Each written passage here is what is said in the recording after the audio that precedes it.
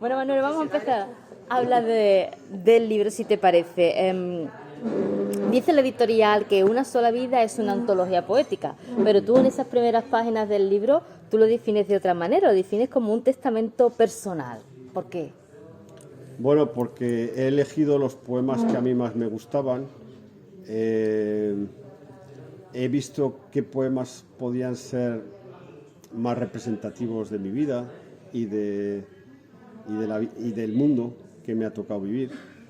Y entonces en ese sentido he hecho una ordenación muy personal también, ¿no? Todo es personal. En este libro la poesía todo es personal también. Y testamento, pues porque ya he escrito mucho y ya me tocaba hacer un balance, ¿no? Y este libro pues es como una especie de balance de lo que he vivido y esperemos que tenga mucho que vivir aún. Yo digo, testamento es una palabra... Una palabra sí, pero yo acabo de cumplir 60 años y ya a esta edad, cuando yo era crío, recuerdo que 60 años era una edad, yo qué sé, terrible, ¿no? Ya. Y ahora de repente me han caído a mí, ¿no? Y esto lo llevo muy mal y no lo acabo de entender. Y como no lo pues yo creo que he escrito este libro, lo he montado de acuerdo a esta sensación de que haya aparecido el número 6 en mi vida, ¿no? Que me parece muy duro. Bueno, hay camino todavía por No, delante. ya, hay camino. También está la idea de que ya ha pasado el tiempo, que hay muchas cosas que ya has vivido. Sí.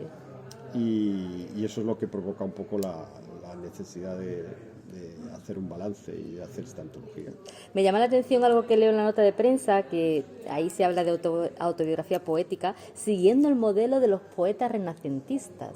Bueno, es una cosa que puso la editora de, de un cancionero, ¿no? De la vida.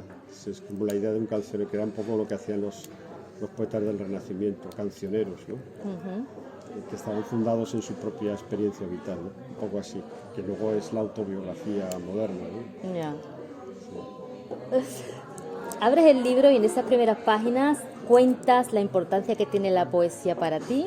Es verdad que tú has escrito novelas, has escrito relatos, pero de esas palabras iniciales se deduce que tú principalmente lo que te sientes es poeta y luego todo lo demás. Sí, me siento poeta y más es que yo tengo una idea de la poesía muy amplia. Es decir, poesía no es solo la que hay en un libro de poemas, sino poesía está en la necesidad que tenemos los seres humanos de belleza, de plenitud, de amor, de emoción, de querernos, ¿no? Todo aquello que es un plus, todo aquello que no es solo comer y dormir, aquello que necesita emociones, sentido que estás viviendo, las pasiones, todo eso yo le llamo poesía. Y a veces decía Nicanor Parra, que el poeta chileno, que decía todo es poesía menos la poesía. Lo que quería decir es que muchas veces encuentras la poesía en sitios donde no... O sea, la poesía debería estar en los libros de poesía, pero a veces la encuentras en la música, en el cine, en la pintura o en una charla con un amigo. En una charla íntima con un amigo, de repente puede haber más poesía que en un libro de poesía, ¿no?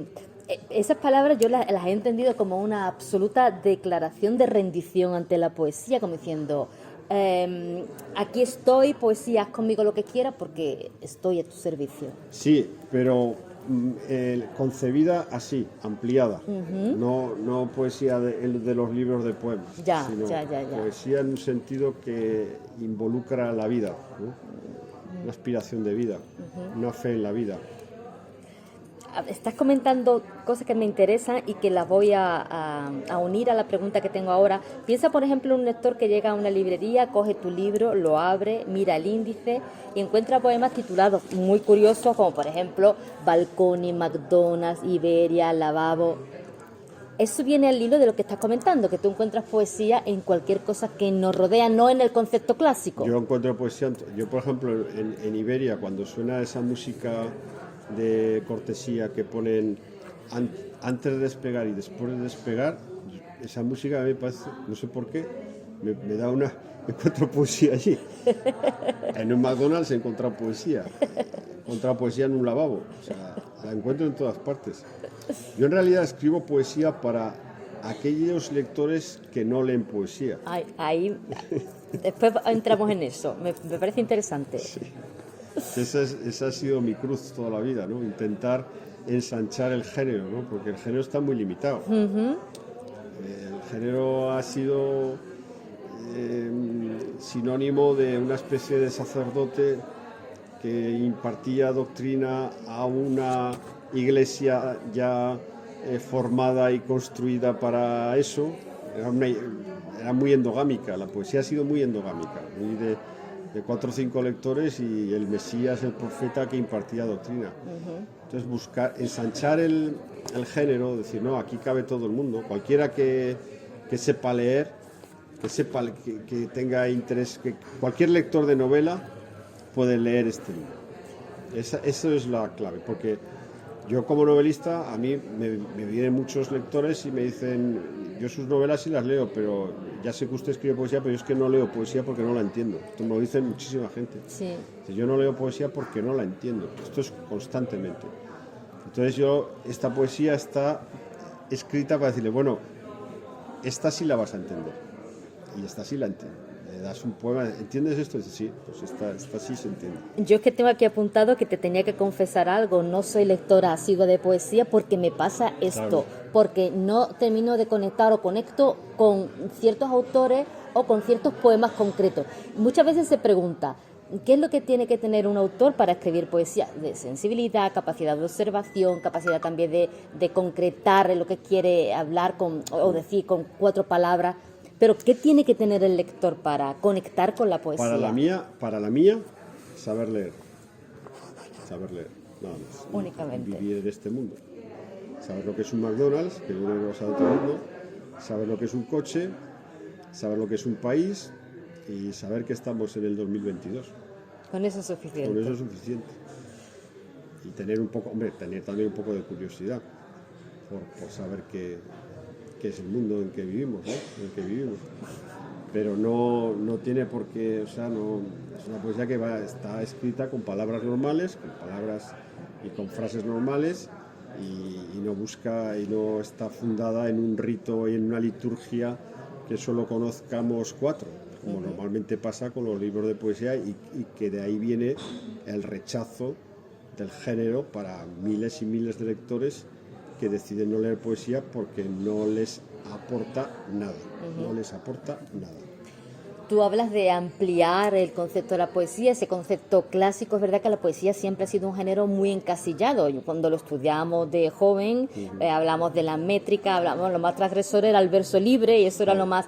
Claro, aquí abrimos tu libro y encontramos que tú rompes absolutamente esquemas, patrones, la poesía se ha vuelto maleable, flexible. Totalmente, yo el verso medido no lo uso porque nadie habla en verso medido. Y a mí me produce... A ver, yo leo a los poetas, bueno, pues la poesía clásica está escrita en octosílabos y en endecasílabos, pero porque entonces eso daba placer, entonces, ¿no? Pero ahora un poema escrito en endecasílabos va a tener lectores muy limitados, porque la mayoría de los lectores le empiezas a leer en endecasílabos y lo echas fuera. ¿Por qué? Pues porque no reconoce nada de lo que él está viviendo, porque él no vive en endecasílabos. Pues tú pones una película y empiezan a hablar los personajes en endecasílabos, la apagas a los 3 minutos. Entonces, imagínate que los policías, una película de una policía que empiezan a hablar en endecasílabos. O sea, sería una comedia, como comedia podría pasar. Sí. Entonces yo creo que ese es el tema que ha habido allí, yo lo he visto. Yo lo he hecho por amor a la poesía, porque yo creo que la poesía se merece... tener lectores, porque es muy interesante. Y hay poetas, y los grandes poetas, por lo menos los que a mí más me han interesado, han aunado lo popular con lo culto, ¿no? Pues, por ejemplo, Walt Whitman o García Lorca son poetas que han construido una poesía popular y a la vez de popular profunda. Es decir, lo popular no está reñido con lo profundo. Lo que pasa es que es más difícil que una poesía popular sea también profunda, pero posible lo es. Encuentras poesía en cualquier lugar, cualquier sitio, en cualquier situación. En los coches también encuentras poesía, porque es curioso que aquí hay 3 textos dedicados a 3 coches, bueno, y a una matrícula, ¿no? Al SEA 850, a Audi 100, al Mazda 6, a una matrícula. ¿Qué relación tienes con los coches? Mi padre era viajante de comercio y para él el coche era una herramienta de trabajo y entonces en mi familia éramos mi padre, mi madre, mi hermano, el coche y yo. Ya de pequeño vi esta devoción de mi padre por el automóvil, que lo conté en una novela que se titula Ordesa, que mi padre estaba obsesionado con dejar el coche a la sombra. Mi madre le decía, a lo mejor los domingos decía, vamos a tal sitio. Y mi padre decía, no, ahí no vamos. ¿Por qué? Porque ahí no hay sombra para el coche. Y nos quedamos heredado de mi padre esta querencia por los coches, ¿no? Y al final, pues es como un amigo. Por ejemplo, el coche que tengo ahora es muy viejo, tiene 15 años, pero no me lo quiero cambiar porque sería como una traición. Yo me lo quedo mirando y digo, joder, pobre coche. ¿Y quién lo heredará? Y se acaba en un desguace. Y con lo que yo he vivido dentro de aquí, ¿no? Un drama. Son estas cosas que, bueno, que están entre la chifladura y la literatura, pero que a mí me ocurren. Luego veo que a mucha gente también le pasa. Luego me lo dicen los lectores. Por ejemplo, lo de la sombra del coche, lo de la gente de mi generación, todos los padres estaban obsesionados con dejar el coche en la sombra. Y bueno, esta mañana he hablado con un periodista que su padre hacía lo mismo. Entonces, por un lado eso, por otro lado, pues que el mundo, hemos vivido una cultura del auto. A ver, coches salen en las películas, salen en los pintores modernos salen coches. Sale en la música. Por ejemplo, en muchas canciones salen automóviles. Salen en las novelas. ¿Por qué no van a salir en la poesía? Sí, claro, porque la poesía, ¿qué pasa? Que es el sitio de la pureza absoluta. No pueden salir, yo qué sé, pueden salir caballos y criaturas mitológicas. Pueden salir criaturas mitológicas, pero no coches. Pues yo me rebelo y saco coches. ¿Sacas coches? Pero saco coches porque tú cruzas, sales por esa puerta y lo primero que te encuentras son coches. Forma parte de nuestra vida. Exacto. Los coches forman parte de nuestra vida. Y yo, todo lo que forma parte de nuestra vida, lo saco en un libro de poesía. Un tema, por ejemplo, que también sale en este libro, y que cierra el libro, y que es un tema muy universal en poesía desde siempre, es la muerte. ¿Tú te imaginas muriendo con 89 años en un hospital? ¿Cómo se construye ese poema? Pues ese poema es muy irónico, es muy divertido, porque claro... Hay humor en este libro. Hay un montón de humor. Sí.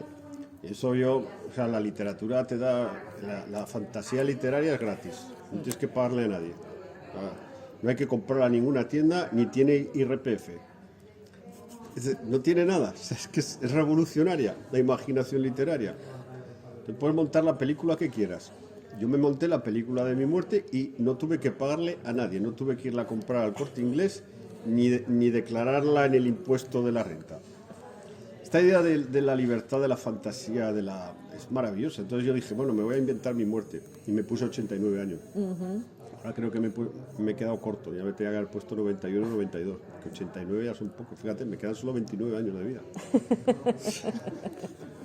¿Quién sabe? Iremos para adelante. ¿Por qué te consideras un iluso, un entusiasta? Por estas cosas que digo, porque todo esto es de cretino puro y duro. Es un porque los escritores somos unos ilusos en el fondo, ¿no? Somos unos entusiastas, ¿no? Nos montamos unas películas tremendas. Bueno, y somos como niños en el fondo. Incluso cabe la posibilidad de que en realidad no hayamos entendido nada, ¿no? Sí. Que el mundo sea de los hombres de negocios, de las grandes corporaciones, de los presidentes de gobierno, de los reyes o de los que tienen el dinero, que el mundo es de esa gente. Y nosotros no somos más que unos pardillos que nos dedicamos a escribir nuestras fantasías en un papel, ¿no? Nuestras chaladuras en un papel, pero que en realidad la realidad se construye con otros con otros mimbres, ¿no? Otros mimbres, Y que no son los de... Nosotros trabajamos con la libertad, la ilusión, la fraternidad, el amor a la vida, pero luego lo que hace que funcione el mundo, que haya carreteras, autopistas, hospitales, ejércitos y estados, es otra cosa. Bueno, este volumen contiene poemas, algunos son inéditos, están los que más te gustan, los que te hechizan, los que te perturban. También hablas de poemas reescritos y eso me llamó la atención. Primero porque me gustaría saber qué te empuja a reescribir un poema y segundo porque el acto de reescribir no es una especie de traición a tu yo del pasado. Bueno, no, porque lo que he reescrito son pequeños detalles. O sea, por ejemplo, la poesía que yo escribía cuando tenía 20 y tantos años era una poesía era muy pedante. Cuando tienes 20 y tantos años quieres demostrar que te has leído muchos libros y que conoces muy bien la lengua y el estilo literario y acabas siendo un pedante. Entonces he corregido alguna pedantería de juventud, pero no he corregido tampoco mucho, ¿eh? O sea, pero bueno, o sea, si ves los poemas originales, pues les he quitado un poco pues, cosas de época, ¿no? Ah. Pero lo fundamental no podía traicionar lo fundamental, que es la fuerza del poema está intacta. Cuando presentaste el libro, que es que lo estuve viendo un ratillo en la librería Alberti, te presentó María Faz, ella hablaba, dijo una cosa que me llamó mucha atención. Comentó que con Ordesa pasaste de ser un autor de culto a un fenómeno de masa. Y eso me resultó una expresión curiosa, porque ¿qué prefiere un autor? No sé, porque el tema de ser autor de culto parece que está muy vinculado con un grupo selecto de autores muy... Yo autor de masas. ¿Tú prefieres ser autor de masas? Culto no, porque siendo autor de culto no pagas una puta factura. O sea, no vas a llamar luego por teléfono, oye, tú eres lector mío, porque eres lector de culto, te toca 10 euros más al mes para pagarme la leyenda de que soy un autor de culto. O sea, no. Autor de masas. Es mucho masas mejor. Masificadas. Esos son tonterías que se inventa la gente pues para justificar pues, que no te está leyendo nadie. Joder, te leen 5, claro, te leen 5. Pero es que los 5 hay que ver que 5. Claro, los intelectuales, los inteligentes. Te leen 5, pero hostias, que 5 son, ¿eh? Hay que verlos. Qué bien vestidos van. Pues yo prefiero que me lean 5 millones y da igual cómo sean. Guapos, feos, bajos, pequeños, me da igual, pero que sean 5. La literatura, no, ahora fuera cachondeo, la literatura es comunicación y tiene vocación la literatura que yo escribo tiene vocación de lector. Entonces, si un libro tuyo lo lee poca gente, pues para mí es un motivo de tristeza y ese vanagloriarse de eso, de los que yo soy un escritor de culto porque me leen poca gente, pero la poca gente que me lee es selecta. Pues eso a mí me parece, pues bueno, pues si a ti te sirve, si ese autoengaño te sirve, pues bueno, pero a mí no. A ti no te sirve, pues nada. El libro sí se estructura en 7 bloques, corresponden a los días de la semana. Hablas de que eso es como una invitación a pasar tiempo contigo. Te he leído, por ejemplo, pues un lunes, pues leemos, hoy que es jueves, leemos un poema de los jueves. Era una manera de acercarme al lector, ¿no? De tener una confraternizar con él, ¿no? Es también una invitación a jugar con un libro, ¿no? Es decir, es lo que tú acabas de decir. Hoy es jueves. A ver qué dice Vilas del jueves, ¿no? A ver qué chorrada se le ha ocurrido a este tío del jueves. A ver, yo soy muy desmitificador de la literatura, ¿no? No sé cómo decir, me cuesta mucho hablar en serio. A ver, esta idea del escritor como alguien elegido por los dioses no me gusta. No solo no me gusta, sino que me parece incluso patética, ¿no? Porque yo creo que no es así. Creo que un escritor pues, es una persona que maneja el lenguaje, que es un observador y que sabe decir cosas interesantes a los demás y ya está. Punto. Y nada más. Pero tú los poemas que encuadras en cada uno de estos días de la semana, ¿hay un motivo, un criterio para elegir estos? Bueno, sí que el miércoles, por ejemplo, que es el quicio de la semana, es poemas dedicados a la familia, ¿no? Eso sí que me pareció que que mi familia tenía, porque la familia de cualquier, pero no, o sea, no por mi familia, sino la familia de cualquier ser humano, de alguna manera es el centro de su vida, ¿no? Y por eso la puse en el centro de la semana. Y otros días los puse, bueno, el jueves es la alegría, el lunes es la, no sé, hice una distribución temática en función de las obsesiones que yo tengo. Hay una obsesión mía que es la alegría, pues es el jueves. Otra obsesión es el paso del tiempo, que es el martes y el sábado, están dedicados al hombre, al ser humano que cumple años. Otra obsesión mía es la historia, que es el viernes. Entonces cada día se fue, yo también, todas mis obsesiones pues salen en cada capítulo de... Pero es una división bien chula, a mí me pareció divertida, ¿no? No, también. Digo, coño, o sea, yo como lector digo, me cae un libro entre las manos, en donde cada día de la semana tiene un tema y unos poemas y yo eso, a mí me haría sonreír eso. A ver, porque también es inocente, fíjate que es el más candoroso, ¿no? Que ha dividido su producción poética en los días de la semana, ¿no? Alguien así a mí me caería bien. O sea, yo porque yo soy lector, soy un escritor, escribe, pero también es lector. Sí. Y yo como lector, si cae un libro así entre mis manos, me sonreiría, ¿no? Me caería bien esa ordenación. En cambio, si me pone una ordenación cronológica, estos son los poemas que escribí de 1900, no sé qué, tal, y salen todos los poemas y tal, digo, qué aburrido, ¿no? Que no ha pensado nada, podía haber imaginado otra cosa, ¿no? Aburrido, sí. Sí. Ya estamos en las 7, no te quiero robar mucho tiempo. Te voy a hacer una pregunta última, muy superficial, pero importante, porque cuando vamos a comprar un libro, lo primero que nos entra por los ojos es la cubierta. Y a mí me ha sorprendido la austeridad de esta cubierta, que me ha recordado a aquellas editoriales antiguas que sacaban colecciones de grandes clásicos de la literatura. No sé, me ha recordado aquello. La poesía es tan pobre que no da ni para poner colorines en la cubierta.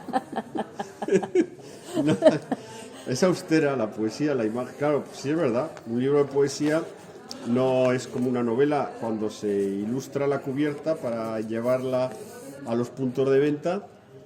Tú ves un libro de poesía, lo comparas con una novela y la producción es mínima, ¿no? Es por la austeridad del género, es un género pobretón, donde se pasa mucha hambre. Y por eso pues todo es austeridad. Los poetas no, en mi pueblo se dice no, hay una expresión en mi pueblo que es decir, no ver hoja verde, no sé si aquí en Sevilla se dice. No, no se conoce aquí. Este no ha visto hoja verde en su vida.